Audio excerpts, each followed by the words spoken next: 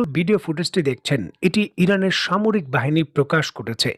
ইরানের অভ্যন্তরে থাকা চীনের বিখ্যাত যে HQ-9B আকাশ প্রতিরক্ষা ব্যবস্থা রয়েছে তার ইন্টারনাল কিন চেইন সেটাকে শনাক্ত করে ইরাকের আকাশে থাকা অবস্থায় এই F-15 স্ট্রাইক ঈগল যুক্তরাষ্ট্রের যুদ্ধ বিমানকে ভূপাতিত করছে। এটি অন্যতম একটি বড় সাকসেস ইরানের জন্য, বিশেষ করে তাদের আকাশ প্রতিরক্ষা ব্যবস্থাগুলো যে সক্রিয় রয়েছে খুব ভালোভাবেই কিন্তু যুক্তরাষ্ট্র এবং তার মিত্রদের এই হামলার মাধ্যমে ইরান বুঝিয়ে দিতে পেরেছে। যাই হোক, যুক্তরাষ্ট্রের আরেকটি F-15 স্ট্রাইক ঈগল যুদ্ধ বিমান ভূপাতিত হয়েছে ইরাকের আকাশে।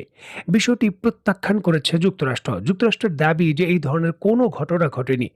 বাস্তবতা হলো যে পাইলটকে খোঁজার জন্য এই ইরাকের ভেতর জরুরি সার্চ মিশনও পরিচালনা করছে যুক্তরাষ্ট্র।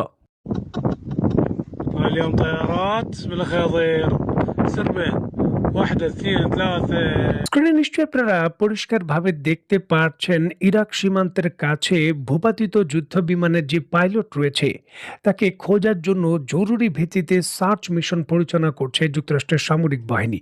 তাদের বিভিন্ন অ্যাপাচি হেলিকপ্টার এবং তার যে বহর রয়েছে ইরাকের বিভিন্ন বিস্তীর্ণ এলাকা, যে মরুভূমির প্রান্তর এবং আশেপাশের এলাকা রয়েছে সেখানে সার্চ মিশন পরিচালনা করছে। যদিও এটা ঝুঁকিপূর্ণ, কারণ যে কোনো মুহূর্তে ইরানের হামলার সম্মুখীন হতে পারে তারা। দেখুন, একদিকে যখন যুক্তরাষ্ট্রের যুদ্ধ বিমান ভূপাতিত হয়েছে, অপরদিকে নিশ্চয়ই দেখতে পাচ্ছেন তুরস্কের অভ্যন্তর থেকে যুক্তরাষ্ট্রের বিভিন্ন ধরনের সামরিক যান, APC এবং ট্যাঙ্কগুলো ইরাকের যে কুর্দি অধ্যুষিত ইরবিল রয়েছে সেখানে প্রবেশ করছে সীমান্ত এলাকায়। দেখুন, হরমুজ প্রণালী সম্পূর্ণভাবে বন্ধ, মানে উপসাগরীয় দেশগুলোতে কোনো ধরনের সাপ্লাই হরমুজ প্রণালী বা সাগর পথে প্রেরণ সম্ভব নয়। একমাত্র রাস্তা হলো তুরস্ক থেকে সরাসরি ইরাক দিয়ে প্রবেশ করে এই অঞ্চলের বিস্তীর্ণ যুক্তরাষ্ট্রের ঘাঁটি এবং ইরানের সীমান্তের আশেপাশে বিপুল পরিমাণের সামরিক সরঞ্জাম মোতায়েন করা যাবে। দেখুন, তুরস্কের ঘাঁটিগুলোকে এখন অন্যতম লজিস্টিক হাব হিসাবে ব্যবহার করছে যুক্তরাষ্ট্র।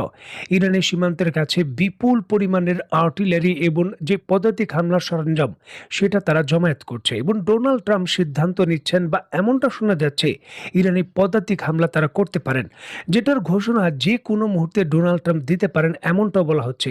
আর বিষয়টি গোপনীয়তা নয়, ইরানকে সরাসরি হুমকি দেওয়া হয়েছে যে আমরা পদাতিক হামলা করব। এর জবাবও কিন্তু দিয়েছে ইরান।